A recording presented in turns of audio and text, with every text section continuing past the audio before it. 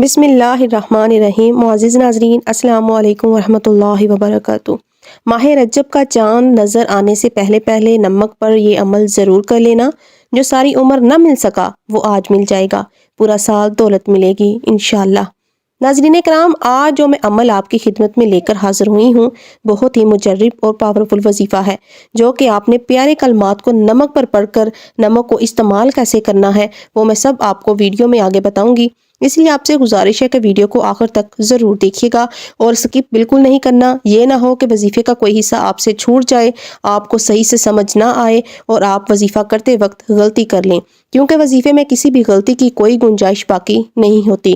ناظرین اکرام، میں آپ کو رجب کے چاند نظر آنے سے پہلے کا وظیفہ بھی بتاؤں گی کہ نمک پر آپ نے کس طرح پڑھنا ہے اور پھر وہ نمک کو کیا کرنا ہے، کیسے استعمال کرنا ہے، جس سے آپ کے گھر میں پورا سال دولت برستی رہے، رزق روزی میں برکت رہے، لڑائی جھگڑے نہ ہو، پورا سال گھر میں خوشحالی رہے۔ ناظرین اکرام، اس عمل کو آپ نے خود بھی کرنا ہے، دوسرے دکھی بہن بھائیوں کے ساتھ صدقہ جاریہ کی نیت سے شیئر بھی لازمی کرنا ہے۔ اپنی زندگی میں زیادہ سے زیادہ استغفار ضرور کیا کیجئے اور صدقہ جاریہ کے کام ضرور کیا کیجئے، کیونکہ مرنے کے بعد یہ صدقہ جاریہ والے کام ہی ہمارے کام آئیں گے، یہ اعمال۔ تو اچھا جی، عمل کیا ہے اور کس طرح آپ نے کرنا ہے؟ اس سے پہلے آپ رجب کی تھوڑی فضیلت جان لیں۔ فضیلت جان لیں کہ رجب کی کیا فضیلت ہے، روزوں کی کیا اہمیت ہے، اس میں زکوٰۃ دینے کی کیا اہمیت ہے۔ آپ کے جتنے بھی شک و شبہات ہوں گے وہ انشاءاللہ اس ویڈیو کو دیکھنے کے بعد، سننے کے بعد سب ختم ہو جائیں گے۔ تو اس سے پہلے ہم ویڈیو میں آگے بڑھیں، آپ سب ناظرین سے گزارش ہے کہ ویڈیو کو لائک کر دیں، کہ اگر آپ اس چینل پر نئے ہیں اور آپ نے ابھی تک اس چینل کو سبسکرائب نہیں کیا تو خدا را اس چینل کو ابھی سبسکرائب کر لیں، کیونکہ میں ایسے بہت سے وظائف، بہت سی اعمال آپ کے حوالے ڈیلی بیسس پر کرتی رہوں گی انشاءاللہ۔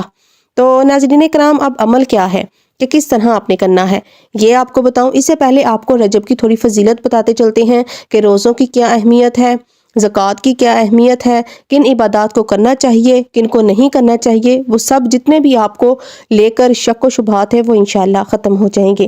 ناظرین کرام، رجب ان 4 مہینوں میں سے ایک ہے جن کا قرآن کریم میں ذکر آیا ہے۔ ارشاد باری تعالیٰ ہے، بے شک اللہ کے ہاں مہینوں کی گنتی کی 12 مہینے کی تعداد ہے، یعنی کہ 12 مہینے ہیں۔ اللہ کی کتاب میں جس دن سے اللہ نے زمین اور آسمان پیدا کیے ان میں سے 4 رجب، ذی القعدہ، ذی الحج اور محرم والے مہینے عزت والے ہیں۔ یہی سیدھا دین ہے، سو ان میں اپنے اوپر ظلم نہ کرو اور تم سب مشرکوں سے لڑو جیسے وہ سب تم سے لڑتے ہیں، اور جان لو کہ اللہ پرہیزگاروں کے ساتھ ہے۔ ناظرین کرام، ماہ رجب کو اسلام کے ظہور سے بھی پہلے سے حرمت والے مہینے کا درجہ حاصل ہے، کیونکہ یہ اللہ تعالیٰ کا مہینہ ہے اور اس مہینے میں جنگیں رک جایا کرتی تھیں۔ اس مہینے کئی اہم اسلامی واقعات بھی پیش آئی ہیں۔ اس مہینے کو عصب بھی کہا جاتا ہے، کیونکہ اس میں اللہ تعالیٰ اپنے بندوں پر رحمت اور بخشش کے خصوصی انعام فرماتا ہے۔ اس ماہ میں عبادات اور دعائیں مستجاب ہوتی ہیں۔ ناظرین کرام، رجب کی پہلی رات آپ کو کون سا عمل کرنا چاہیے، کون سا نہیں کرنا چاہیے؟ بہت سے لوگ عبادت کو اپنے اوپر فرض کر لیتے ہیں کہ ہم نے ساری رات جاگنا ہے، ہم نے یہ پڑھنا ہے، ہم نے وہ پڑھنا ہے، ہم نے اللہ سے وہ مانگنا ہے، ہم نے ایسے مانگنا ہے، ویسے مانگنا ہے۔ تو نہیں، اس مہینے کی پہلی رات کی فضیلت بہت زیادہ ہے۔ یہ بات بالکل ٹھیک ہے کہ رجب کی پہلی رات بہت زیادہ فضیلت اور برکت والی ہے۔ اس میں دعاؤں کا قبول ہونا حدیث مبارکہ سے معلوم ہوتا ہے۔ حضرت عبداللہ بن عمر رضی اللہ تعالی عنہ سے روایت ہے کہ 5 راتیں ایسی ہیں جن میں مانگی جانے والی دعاؤں کو مسترد نہیں کیا جاتا: شب جمعہ، رجب کی پہلی رات، 15ویں شعبان کی رات اور عیدین کی راتیں۔ ناظرین کرام، یہ وہ 5 راتیں ہیں جس میں انسان کی دعا کو رد اللہ پاک نہیں کرتا۔ اگر آپ کی کوئی ایسی دعا ہے جو صدیوں سے پوری نہیں ہو رہی، جو قبول نہیں ہو رہی، کوئی حاجت ہے جو پوری نہیں ہو رہی، کوئی مقصد ہے جس میں کامیابی نہیں مل رہی، کوئی کام ہے جو اٹکا ہوا ہے، مکمل نہیں ہو رہا، کوئی ایسا کام جو آپ کو ناممکن لگ رہا ہے کہ یہ ممکن نہیں ہو سکتا، تو اللہ کی بارگاہ میں مانگیے۔ ان 5 راتوں میں دعا مانگ کر دیکھیے، انشاءاللہ آپ کی دعاؤں پر بھی کن فیکون ضرور بولا جائے گا۔ بات ساری کامل یقین کی ہے، پرخلوص ہو کر اللہ کے سامنے گڑ گڑا کر مانگنے کی ہے۔ اللہ کے دینے میں کوئی کمی نہیں ناظرین، اگر کمی ہے تو صرف اور صرف ہمارے مانگنے میں ہے۔ ہم مانگتے نہیں، ہم اس طرح مانگتے نہیں جیسے ہمیں مانگنا چاہیے۔ اللہ پاک تو ہمیں دینے کے لیے تیار بیٹھا ہے کہ میرا بندہ آئے، مجھ سے مانگے، کیونکہ ناظرین اکرام اللہ کے ہاں وہ بندہ سخی ہے جو اللہ سے بہت زیادہ مانگتا ہے، دعائیں مانگتا ہے، اور وہ بندہ انتہائی بخیل اور کنجوس ہے جو اللہ تعالیٰ سے دعا نہیں مانگتا۔ ناظرین اکرام تو اللہ سے زیادہ دعائیں مانگا کریں، کیونکہ اگر اس صورت میں آپ کی دعائیں قبول ہو جائیں تو ٹھیک ہے، لیکن اگر وہ صورت میں دعا قبول نہیں ہوتی جو آپ اللہ سے مانگ رہے ہیں تو اللہ پاک اس کے بدلے آپ کو کوئی بہتر اجر سے نوازے گا، آپ کی کوئی مشکل کوئی مصیبت کو ٹال دے گا، یا پھر آپ کے لیے وہ دعا آخرت کے لیے ذخیرہ کر لی جائے گی۔ تو ناظرین کرام جب ہم آخرت میں اللہ کے سامنے پیش ہوں گے تو ہمارا عالم یہ ہوگا کہ کاش دنیا میں ہماری کوئی دعا قبول نہ ہوتی، ہماری ساری دعائیں آج کے دن اس وقت ہی قبول ہوتی، تب ہمارا یہ عالم ہوگا۔ تو اس لیے زیادہ سے زیادہ اپنے اللہ تعالیٰ سے لو لگائیں، اللہ تعالیٰ کی عبادت کریں، استغفار کو اپنی زندگی کا حصہ بنائیں اور اللہ تعالیٰ سے مانگیں، ٹھیک ہے؟ تو پھر انشاءاللہ آپ کی ساری دعائیں بھی قبول ہونا شروع ہو جائیں گی۔ ناظرین کرام کوئی عبادت خاص نہ کی جائے۔ بہت سے لوگ ایسے ہوتے ہیں کہ راتوں کو جاگتے ہیں، بہت زیادہ نوافل پڑھتے ہیں، اپنے اوپر فرض کر لیتے ہیں۔ رجب کی پہلی رات فضیلت والی ضرور ہے، لیکن یہ آپ نے خیال رکھنا ہے کہ اس میں اپنی طرف سے یا غیر مستند باتوں کی وجہ سے اس میں کوئی عبادت خاص نہ کی جائے، جیسا کہ بعض علاقوں میں بعض لوگوں نے بعض چیزوں کو رواج دے رکھا ہے۔ دوسری بات یہ ہے ناظرین، ذہن نشین آپ کر لیجئے کہ نفلی عبادات اتنی طویل نہ کی جائیں کہ فرائض و واجبات متاثر ہوں، یعنی رات بھر تلاوت، ذکر و اذکار، استغفار، درود پاک، نوافل وغیرہ اتنی دیر تک نہ کی جائے کہ فجر کی نماز قضا ہو جائے۔ ناظرین کرام اب رجب کے روزوں کی کیا اہمیت ہے اور کیا فضیلت ہے؟ حضرت عطا رضی اللہ تعالی عنہ سے مروی ہے کہ حضرت عروہ رضی اللہ تعالی عنہ نے حضرت عبداللہ بن عمر سے پوچھا، کیا اللہ کے رسول صلی اللہ علیہ وآلہ وسلم رجب کے مہینے میں روزہ رکھا کرتے تھے؟ ابن عمر نے جواب دیا کہ جی ہاں، آپ صلی اللہ علیہ وآلہ وسلم اس مہینے میں روزہ رکھا کرتے تھے اور اس کو عظمت والا مہینہ قرار دیتے تھے۔ تو اس لیے ناظرین کرام رجب میں جو لوگ روزے رکھتے ہیں ان کے لیے جنتی محل، حضرت ابو قلابہ رحمۃ اللہ علیہ فرماتے ہیں کہ جنت میں ایک عظیم الشان محل ان لوگوں کے لیے ہے جو رجب میں روزے رکھنے والے ہیں۔ اچھا ناظرین کرام یہ ہو گئی اب روزوں کی فضیلت۔ اب رجب میں زکوٰۃ دینی چاہیے نہیں دینی چاہیے، کتنی دینی چاہیے، اب اس کی کیا حقیقت ہے؟ بعض لوگ کم علمی کی وجہ سے اس مہینے کے بارے میں یہ اعتقاد رکھتے ہیں کہ زکوٰۃ رجب کے مہینے شب معراج میں فرض ہوئی۔ یہ درست نہیں ہے، زکوٰۃ معراج والی رات فرض نہیں ہوئی، بلکہ معراج والی رات صرف نماز فرض ہوئی ہے، جو 5 وقت کی نماز ہم پڑھتے ہیں یہ فرض ہوئی ہیں۔ لہٰذا زکوٰۃ کی شرائط پوری ہوتے ہی جب سال گزر جائے تو رجب کا انتظار کیے بغیر زکوٰۃ ادا کر دینی چاہیے، ورنہ انسان گناہ گار ہوتا ہے۔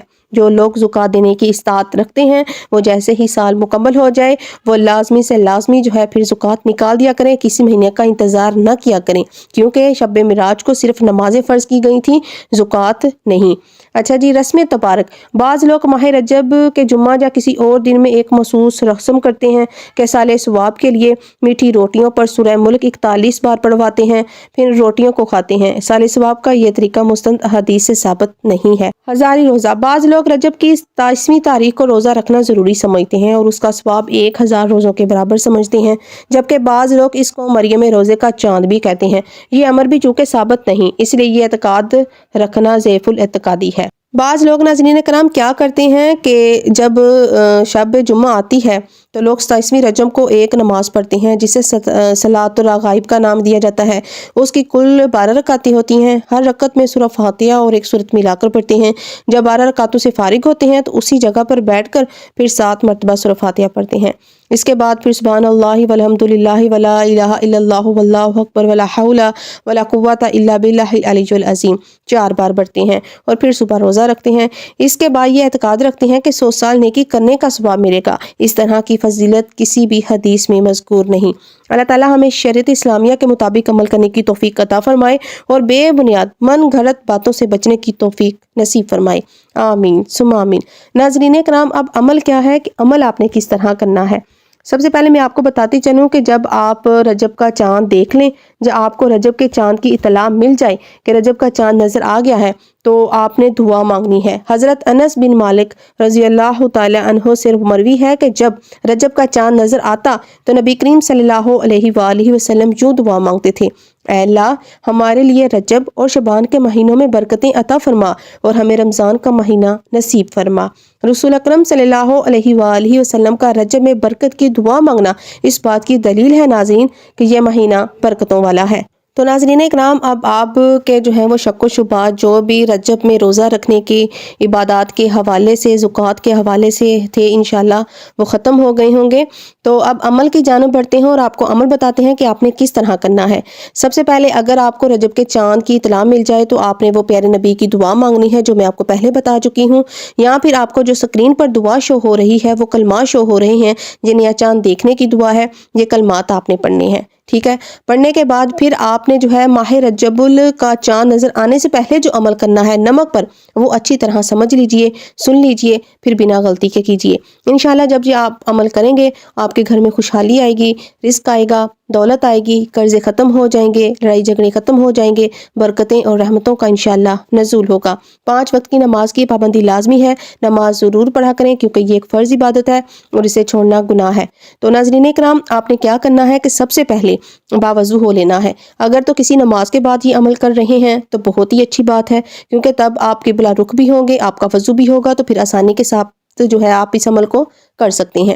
اگر آپ نماز کے بعد نہیں کر رہے تو جب بھی آپ کرنا چاہتے ہیں اچھی طرح باوضو ضرور ہو لیں۔ ہونے کے بعد پھر آپ نے جو ہے کسی ایک مخصوص جگہ پر بیٹھ جانا ہے، تھوڑا سا نمک لے کر، چاہے پلیٹ میں لے لیں، پوٹلی میں لے لیں، کسی بھی چیز کٹوری میں لے لیں۔ لینے کے بعد وہ اپنے سامنے جو ہے وہ ضرور رکھنا ہے جب آپ نے اس عمل کو پڑھنا ہے، کرنا ہے۔ پھر آپ نے کیا کرنا ہے کہ آپ نے جو ہے سب سے پہلے پیارے نبی صلی اللہ علیہ وآلہ وسلم کی ذات مبارکہ پر درود پاک پڑھنا ہے۔ ناظرین کرام، یہ بات آپ یاد رکھیے گا کہ جب آپ اس عمل کو کریں تو آپ نے کسی سے کوئی بات چیت نہیں کرنی اور نہ کوئی آپ سے بات چیت کرے گا۔ آپ نے پورے دھیان اور توجہ کے ساتھ اللہ کی طرف لگا کر، کلام کی طرف لگا کر پھر اس عمل کو کرنا ہے۔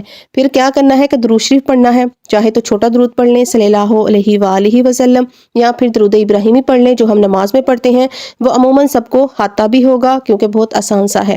ایک دفعہ ثواب کی نیت سے میرے ساتھ بھی پڑھتے چلیے: اللہم صلی علی محمد وعلی آل محمد کما صلیت علی ابراہیم وعلی آل ابراہیم انک حمید مجید، اللہم بارک علی محمد وعلی آل محمد کما بارکت علی ابراہیم وعلی آل ابراہیم انک حمید مجید۔ درود پاک 3 دفعہ پڑھ لیں، 7 دفعہ پڑھ لیں، 11 دفعہ پڑھ لیں، وہ آپ کی مرضی ہے۔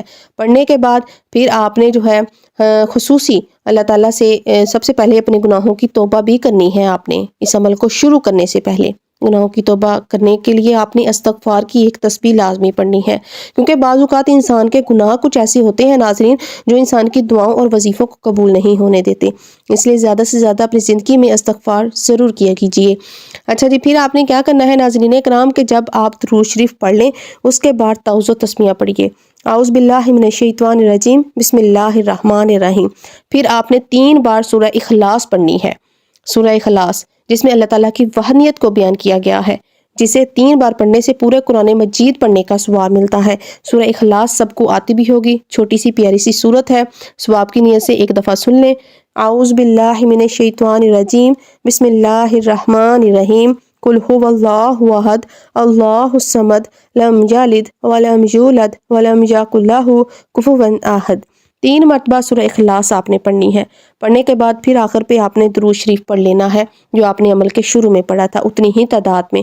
پڑھنے کے بعد نمک پر دم کر لینا ہے۔ پھر اس نمک کے ساتھ آپ نے کیا کرنا ہے کہ اس کو کچن میں رکھ لیں جہاں آپ کھانا پکاتے ہیں۔ جب آپ کا کھانا پک جائے سالن وغیرہ میں ڈال کر اوپر چھڑک کر استعمال کریں۔ اس نمک کو آپ نے کھا لینا ہے، آپ کھانے پورے گھر والے کھا سکتے ہیں لیکن اسے کھانے کے طور پر آپ نے استعمال کر لینا ہے۔ پورے کامل یقین اور صدق دل کے ساتھ اس عمل کو کیجیے۔ اللہ تعالی ہم سب کا حامی و ناصر ہو، آمین۔ جزاک اللہ خیر۔